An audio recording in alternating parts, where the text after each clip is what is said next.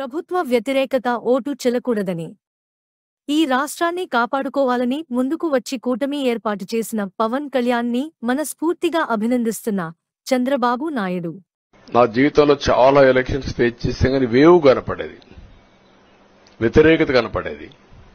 కానీ ఈ ఎలక్షన్లో ఎక్కడో అమెరికాలో ఉండే వ్యక్తి ఒక 5 లక్షలు 10 లక్షలు ఖర్చు పెట్టుకొని నేను రావాలి, ఓటేయాలి, ఈ రాష్ట్రం నిలబడాలి, ప్రజలు గెలవాలి అనే ఆవేదనతో వచ్చారు. ఎక్కడో పక్క రాష్ట్రాల్లో ఎక్కడో కడుపు నిండడం కోసం కూలి పనులకైనటువంటి వ్యక్తులు, పాచి పనులు చేసుకునే వ్యక్తులు సొంత డబ్బులు పెట్టుకొని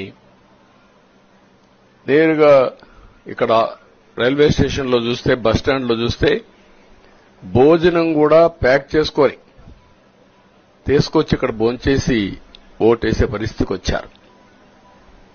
ఈ కమిట్మెంట్ ని ఏ విధంగా వర్ణించాలో నాకైతే అర్థం కాదు. ఏ విధంగా వాళ్ళని అభినందించాలో కూడా అర్థం కాని పరిస్థితి.